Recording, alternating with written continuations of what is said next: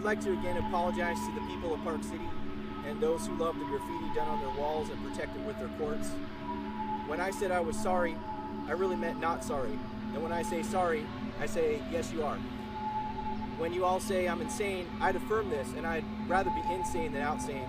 You see, because if you're outsane, you're outside of sanity. And if you're insane, you're really inside the group of the people who possess sanity. Better in than out. The only difference between myself and a madman is that I am a madman. So we end this little demonstration with a true statement I wanted to make to everyone out there who enjoy the simpleton work Banksy does. I actually loathe his work. It's worse than terrible. It's not art. It's just hipster, benign, low detail level, easy to replicate, communist, anti-American propaganda scata. I know the media asked me if I was jealous, and to them I'd like to ask you a few questions to satisfy your infantile imagination. If I can paint something that Banksy does and make it look exactly like it, then what does that make me?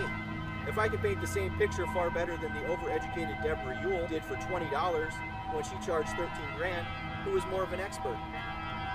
And if I can paint what Banksy does, and he doesn't possess the artistic skills needed to redo the paintings or drawings that I make, then what does that make me? You can only be jealous of someone who is better than you are. When I compare Banksy's painting of Girl with a Pearl Earring by Vermeer he made recently, it falls laughably short. I'm 100,000 times closer to painting the next Vermeer than Banksy will ever be. There will be a day very soon that no one will be able to be jealous of Banksy unless they like being in prison. This whole rendezvous was done so I could explain to the American public that they are stupid for falling into these morons' marketing schemes, and especially to the media that you're all just a bunch of cackling, makeup-wearing parrots who hide the truth from the public and report your spin of events to attack poor people and the true creative revolutionaries and make them into criminals. You whore off anyone with even an ounce of creativity. 1, because you have so little of it. 2, because it gets more ratings. And 3, because you even lack the creativity to make your own articles. If the rules that exist in college regarding plagiarism were applied to you in the media, then you all would have been fired and expelled years ago. It's amazing how many stories I found that are word-for-word copies of the original story. If you call yourself journalists, why don't you do some investigation into what you're reporting for once and actually make your own story? I guess in the Yahoo, Twitter, Facebook generation, you have so little time to actually do your job that you have to just cut and paste the story because you have to report on that little cat playing piano on YouTube next and the next witch hunt against someone who everyone knows, to libel and slander them and their character and destroy their standing, like, I don't know, Bill Cosby or Kim Kardashian. Banksy's art, if you can even call it that, is simply a consequence of corporate culture.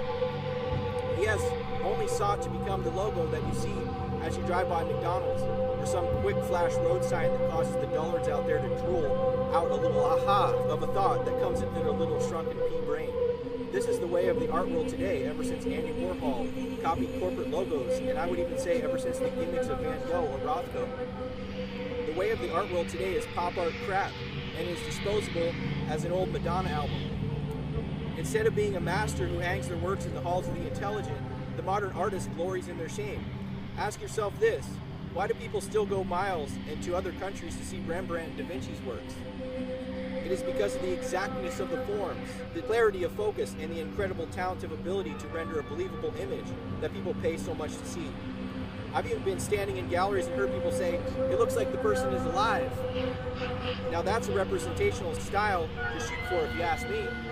300 years after you die, people are still saying that the people you painted look like they're still alive. If a painting is done very well, perhaps the people in it can live way past their lives here on Earth. Is there any comparison whatsoever between Velázquez and Warhol? If Velázquez lived in the time of Warhol, he probably would have painted him as a dwarf. Anyway, the more I look at my exact representation of Kneeling Boy Angel, the more I dislike it, even more so the original. The gross drips and loose style, the poor cut-out stenchless appearance, and pentimento all over it. The way it was crudely sprayed and brushed quickly. After all, Banksy is still afraid of the cops catching him, and a quick buck is the way of the modern artist, so you better flip it out quickly. The way this piece was another copy of hundreds of other locations with the same image. Remember, forgive our trespassing, anyone? The way the boy has a hat on and prays for no reason at all. The uselessness and lack of any recognizable artistic statement whatsoever. I don't dislike Banksy because I'm jealous. I dislike Banksy's work because he sucks and he's not that good. The stupid media could never understand that you could actually think Banksy sucks and dislike him only because of this, but he does. Just like the media could never understand how you could dislike pop music or whatever talentless copycat hack they exploded to stardom on American Idol, The Voice, or any of the hundreds of other talent shows. A Grammy today is given out to artists as common and as reusable as that piece of recycled toilet paper you just threw in the bowl. Creativity is less and less rewarded nowadays. Banksy even admits that he directly copies Blek Lerat in 3D. In fact, Blek did the same works as Banksy 10 years before he did. Banksy has never gone outside of his own niche either. He repeats the same style over and over again. It's always black and white. It's always with one other dripping, quickly brushed color maybe. He's just doing what the rest of the art world has done for the past 100 years. Paint or draw the same thing in every work until you die. Look at Thomas Kinkade. Look at George Rodrigue. Look at Andy Warhol. Look at Mark Rothko. Look at Picasso. They repeated the same thing over and over and over again with only slight variations. In Rodrigue's case, he even repeated the same image of a blue dog over and over again and is now selling them to idiots, convincing them they're worth tens of thousands of dollars. Modern art sucks, and I realize I don't like this work at all. I like the painting I did over it even better now. That painting done over Kneeling Boy Angel is my most famous work. I paid $4 to create it and $12,000 because of it.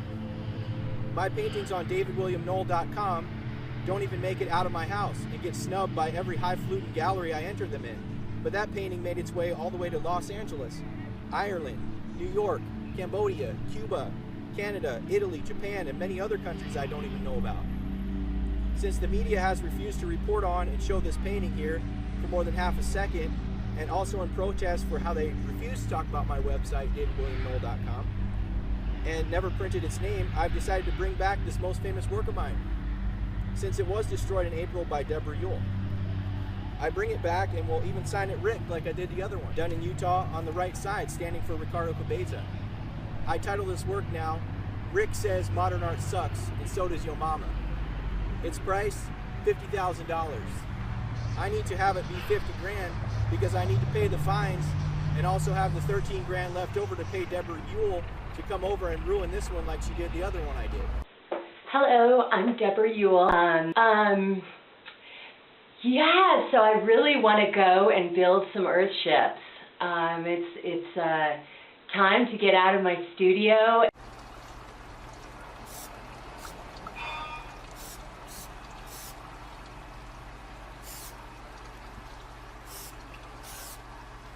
You should have left it the way it was, Deb.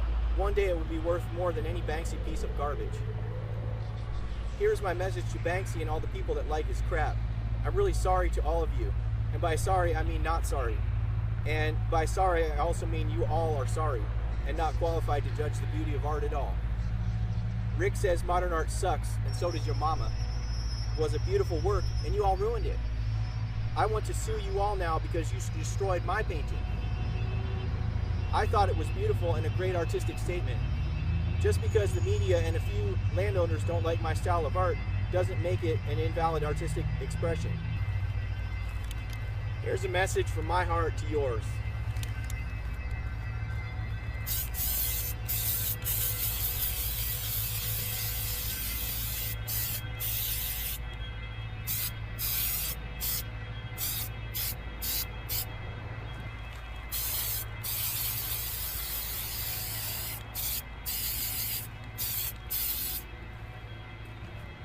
I like this work so much better now.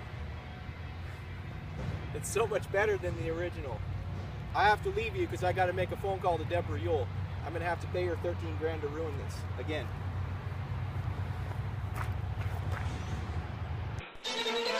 Yeah, so I really want to go and build some earth ships. Yeah, so I really want to go and build some earth ships. Yeah, so I really want to go and build some earth ships.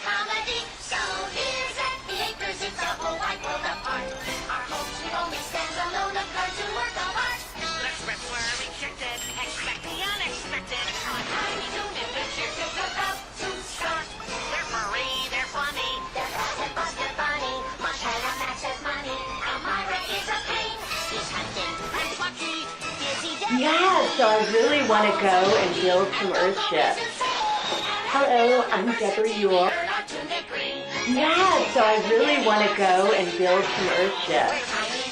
Hello, I'm Deborah Yule. Yeah, so I really want to go and build some Earthships.